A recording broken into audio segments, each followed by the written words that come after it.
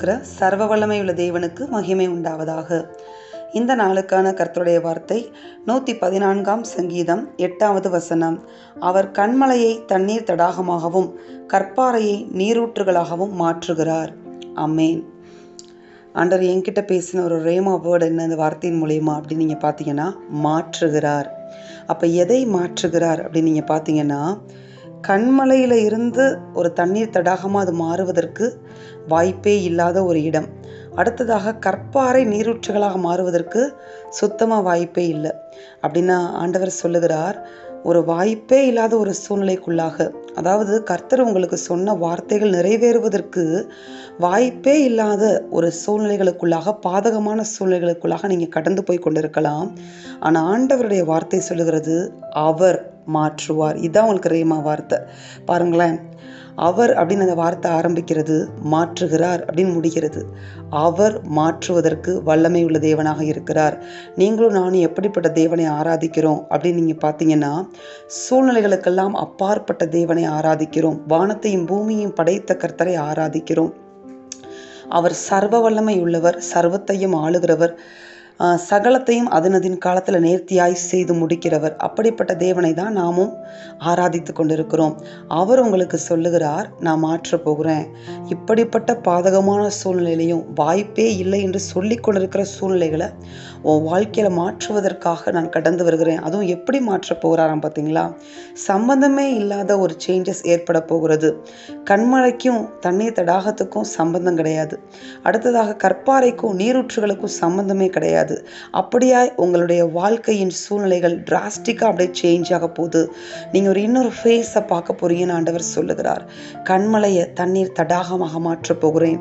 கற்பாறை போன்ற உங்களுடைய சூழ்நிலைகளை தேவன் எப்படி மாற்றப் போகிறார் என்றால், நீரூற்றுகளாக மாற்றப் போகிறார். ஆமென். இது நம்ம சூழ்நிலைகளுக்கு மட்டும்தான் பொருந்துமா அப்படின்னு கேட்டால் இல்லை, சூழ்நிலைகளுக்கு மட்டும் பொருந்தாது. அவர் சூழ்நிலைகளை மட்டும் மாற்ற வல்லவர் அல்ல. அவர் அந்த சூழ்நிலைக்குள்ளாக இருக்கிற இப்படிப்பட்ட மனிதர்களுடைய இருதயங்களையும் கூட தேவன் மாற்றுவார். சில பேருடைய இருதயத்தை நீங்கள் பார்த்தீங்கன்னா, கல் இருதயங்க அப்படின்னு சொல்லுவோம் தெரியுமா? நம்ம ரொம்ப கல் மாதிரி இருதயம், யாராலையும் மாற்ற முடியாது அவங்கள அப்படின்னு சொல்லுவோம். ஆண்டவர் சொல்லுகிறார், அவர்களையும் நான் மாற்றுவதற்காக அவர்களுக்குள்ளாக கடந்து வருகிறேன் சொல்லுகிறார். ஒரு சூழ்நிலையை மாற்றுவதற்காக தேவன் சூழ்நிலைகளுக்குள்ள எப்படி என்றாகிறாரோ, அதே போல ஒரு மனிதனை மாற்றுவதற்காக அந்த மனிதருக்குள்ளாகவும் உட்பிரவேசித்து கடந்து வர தேவன் வல்லமை உள்ளவராக இருக்கிறார். நம்ம புதிய ஏற்பாட்டில் இருக்கிற சவுலை நாம் பார்த்தோமானால், சவுல் இப்படி தான் கற்பாறையை போல ஒரு இருதயம் உடையவராக இருந்து தேவ ஜனங்களை துன்பப்படுத்தி கொண்டிருக்கிற ஒரு நபராக காணப்பட்டார் தன்னுடைய வைராக்கியத்திற்காக. ஆனால் அப்படிப்பட்டவருடைய வைராக்கியத்தை தேவன் எப்படி உடைத்தார் அப்படின்னு நீங்கள் பார்க்கும்போது, தேவனுடைய ஒரே ஒரு சந்திப்பு எப்படி அவரை மாற்றி விட்டது அப்படின்னு நீங்கள் பார்த்தீங்கன்னா, அநேகரை வாழ வைக்கிற நீரூற்றாக அவர் மாற்றிவிட்டார்.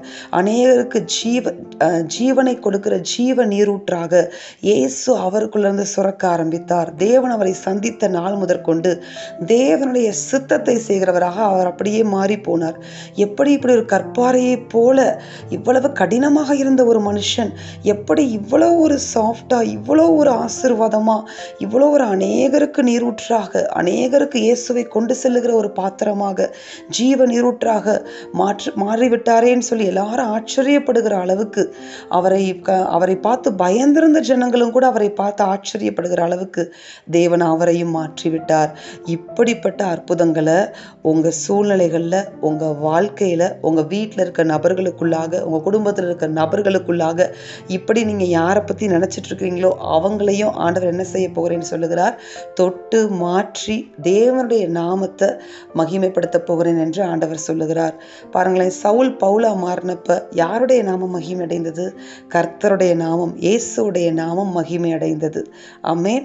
அதே மாதிரிதான் கர்த்தர் இப்படிப்பட்ட காரியங்கள் நம்முடைய வாழ்க்கையில செய்யும் போது தேவனுடைய நாமத்தின் மகிமைக்கு எதுவாக நம்முடைய குடும்பத்திலையும், நம்முடைய வாழ்க்கையிலையும், நம்முடைய சூழ்நிலைகளிலையும், நம்முடைய குடும்பத்தின் நபர்களுடைய வாழ்க்கையிலையும், நம்முடைய வாழ்க்கையிலையும் தேவன் இப்படிப்பட்டதை செய்கிறார். அதனால தேவன் நாமம் மகிமைப்படுவதே உங்களுடைய ஒரே நோக்கமாக இருப்பதாக. மாறணும் அப்படின்னு நீங்க நினைக்கிறத விட, ஆண்டவரே உங்க நாமம் மகிமைப்படணும் அப்படின்னு சொல்லி இந்த நாள்ல இருந்து கேட்க ஆரம்பிங்க. அப்படி நீங்க கேட்க ஆரம்பிக்கும் போது கர்த்தருடைய நாமம் உங்க வாழ்க்கையில, உங்க குடும்பத்துல மகிமை அடையும். இயேசுவின் நாமத்தினாலே நான் இந்த வார்த்தையை கர்த்தருடைய ரேமா வார்த்தையாக நான் கொண்டு வந்திருக்கிறேன். இந்த வார்த்தையை விசுவாசிங்க, அற்புதங்களை காண்பீர்கள். உங்கள் எல்லைகளில் கர்த்தருடைய செயல்களை காணப்போகிறீர்கள், கர்த்தருடைய மகிமையை காணப்போகிறீர்கள். ஆமென். நாம் செபிப்போமா? எங்கள் அன்பின் பரலோக பிதாவே, நீர் கொடுத்த இந்த வார்த்தைகளுக்காய் உமக்கு கோடி ஸ்தோத்திரம். இந்த வார்த்தைகளின்படியே உங்களுடைய பிள்ளைகள் ஒவ்வொருவரையும் நீர் ஆசீர்வதிப்பீராக. அப்பா, இப்படிப்பட்ட பாதகமான சூழ்நிலைகளுக்குள்ள நீர் கடந்து சென்று அந்த பாதகமான சூழ்நிலைகளை தண்ணீர் தடாகமாகவும் நீரூற்றுகளாகவும் நீர் மாற்ற போகிற உடைய கிருபைகளுக்காய் ஸ்தோத்திரம். அப்படி பாதகமான கல் இருதயமுடைய நபர்களை நீர் சந்தித்து சவுலை பவுலாக மாற்றியது போல இப்படிப்பட்ட தேவ பிள்ளைகளுடைய குடும்பங்கள் இருக்க நபர்களை நீர் தொட்டு ஆண்டவரே, அவர்களை அநேகருக்கு ஆசீர்வாதமான ஜீவ நீரூற்றுகளாக மாற்றப் போகிற உடைய கிருபைகளுக்காய் உமக்கு ஸ்தோத்திரம். அப்படியே நீர் எங்கள் வாழ்க்கையில என் குடும்பத்திலே செய்து எங்கள் எல்லைகளில் செய்து உமது நாமத்தை மகிமைப்படுத்த போகிற தயவுக்காய் உமக்கு நன்றி. இயேசுவின் வல்ல நாமத்தில் ஜெபித்து ஒப்பு கொடுத்து ஜெயம் எடுக்கிறோம் பிதாவே. ஆமேன். இந்த வார்த்தையின்படி இந்த நாளில் தேவன் உங்களை ஆசீர்வதிப்பாராக. ஆமேன்.